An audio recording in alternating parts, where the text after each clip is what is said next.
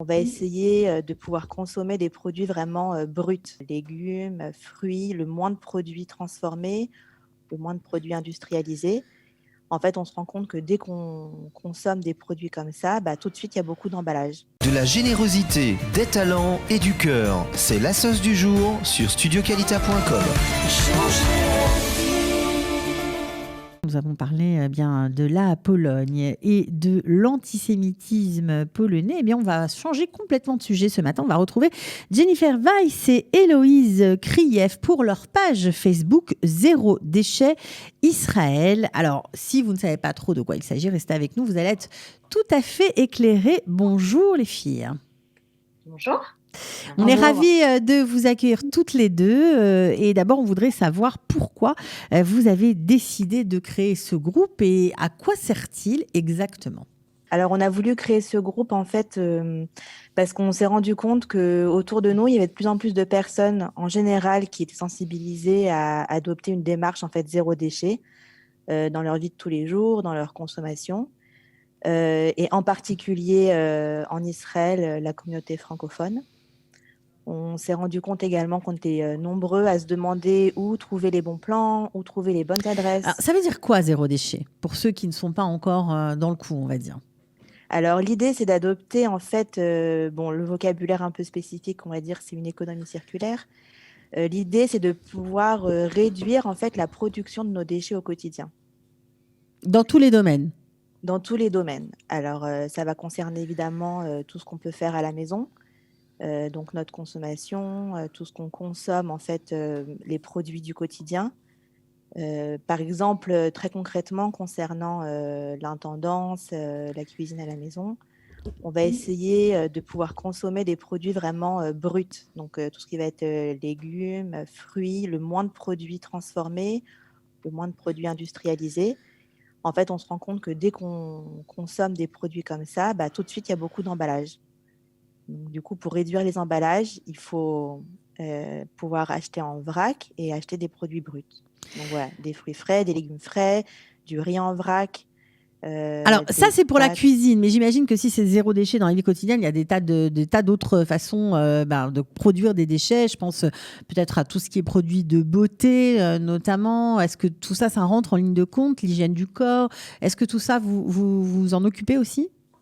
Évidemment, on s'occupe de tout ça. Donc après, ça va être chaque point de consommation. En fait, ce qui est intéressant, donc par exemple, pour les produits de beauté, donc là, ça va être concerné la salle de bain. On va pouvoir trouver des recettes et on en trouve de plus en plus. Il faut les utiliser, les pratiquer, les expérimenter pour savoir du coup quelle est la plus adaptée. Mais on va pouvoir trouver des recettes pour pouvoir créer sa propre crème. Voilà, c'est son ça. savon, Son propre son shampoing. son Ok. dentifrice. Donc pour faire tout ça, il faut des produits bruts. Et cela, pour les trouver en Israël, c'est un défi quand on est au Lim, qu'on ne maîtrise pas forcément le vocabulaire, ni même les magasins précis où on peut les trouver. Donc c'est pour ça que vous avez décidé de créer cette page pour aider les gens à s'y retrouver? Exactement, on a décidé de créer cette page-là. Donc on l'a créée avec Jennifer et avec Hannah. On est nous-mêmes sensibilisés à ce sujet-là. On adopte nous-mêmes une démarche zéro déchet. Et donc, c'est pour avancer ensemble et pour s'entraider à avoir une démarche la plus fluide possible. Alors, j'ajouterais aussi qu'il y a beaucoup de choses, en fait, quand on est sensibilisé au zéro déchet et qu'on lit toute la littérature en France, on en trouve énormément. En Israël, même en hébreu, il n'y en a pas beaucoup. Et surtout, quand on se base sur tout ce qu'on peut lire en France, les repères ne sont pas les mêmes ici. On ne trouve pas forcément les matières brutes comme disait Héloïse, mais également toute l'offre qui pourrait s'adresser à nous, les réflexes également communautaires sont pas les mêmes. Voilà, alors ça c'est aussi important parce que ça vous tient à cœur de créer une vraie communauté. Vous voulez vraiment rassembler le maximum de personnes autour de cette cause. Est-ce que vous pouvez nous en dire plus? Alors là, c'était Jennifer qui parlait. Oui, Jennifer. Sur la communauté. Oui, Exactement. Sur la communauté, déjà tout simplement, on a commencé à voir que beaucoup de personnes de la communauté française étaient sensibilisées et s'intéressaient, ne savaient pas forcément comment s'y prendre. Donc, l'aspect communautaire, c'est l'aspect où on peut échanger les uns les autres, où on peut s'encourager, on peut vraiment prendre une direction commune.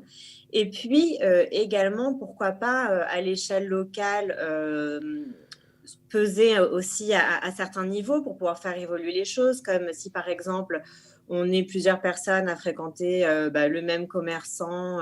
Voilà, je pense par exemple à un commerçant qui livre des fruits et légumes bio cueillis le matin, local de saison. Ben, si on peut lui faire passer des cagettes en plastique aux sachets en papier, par exemple. Alors, vous voulez non seulement aider. Ok, donc c'est beaucoup plus large comme projet. Hein. Ça englobe aussi les fournisseurs. Donc là, c'est vraiment changer carrément les mentalités. C'est ce que vous voulez réussir à faire. Est-ce que si certains ont des projets, si les gens qui nous écoutent ce matin ont des projets ou sont experts en la matière, est-ce qu'on peut vous rejoindre ou faire quelque chose avec vous ? Avec grand plaisir. Justement, on est très ouverte à rencontrer des experts, des porteurs de projets, que les porteurs de projets qui sont vraiment dans une démarche zéro déchet ont leur écho sur le groupe pour pouvoir se faire connaître, donc surtout qui se rapprochent de nous, mais également tout un chacun, toute personne qui s'intéresse à cette démarche, à ce mode de vie zéro déchet, même s'il n'a pas encore osé passer le cap, qui ne sait pas forcément comment s'y prendre. On n'est pas un groupe où on est dans le jugement, où on s'adresse qu'à des gens qui sont déjà très sensibilisés ou très avancés. Chacun à son niveau et est invité à nous rejoindre pour pouvoir avancer doucement mais sûrement dans cette direction. Alors, Héloïse Krief, vous étiez une passionnée d'écologie, une passionnée d'essayer d'utiliser les déchets, du compost, par exemple. On sait que c'est vraiment tout à fait à la mode en ce moment. Est-ce que c'était ça qui vous a motivé ou c'est une autre raison, Héloïse ? Pour la création de la page Facebook ? Oui.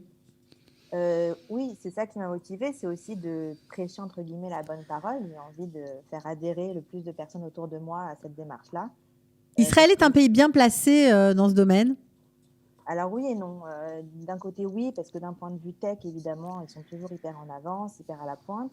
Et d'un autre côté, on est le premier pays consommateur de tout ce qui est rat-permis, de tout ce qui est jetable, donc les lingettes, tout ça, on sait qu'il y a un côté oui, un côté non, quoi. Donc je pense que là où on peut faire en fait évoluer les choses, c'est sur le comportement des populations, des citoyens en fait. Alors, est-ce que vous allez vous donner par exemple des conférences ? Est-ce que vous reportez certains articles sur la façon de préserver la planète, de moins l'abîmer par exemple, je reprends ce que vous venez de dire, utiliser moins de plastique possible, c'est le but ? Est-ce que vous faites ou pas ? Oui, c'est le but. Alors là, on est dans un premier temps, on veut faire grossir le groupe, essayer de faire adhérer le maximum de personnes, pouvoir aussi évidemment se faire connaître et puis rassembler des experts du sujet. Et à terme, en effet, on a des projets de conférences, d'activités, d'animation. Ok.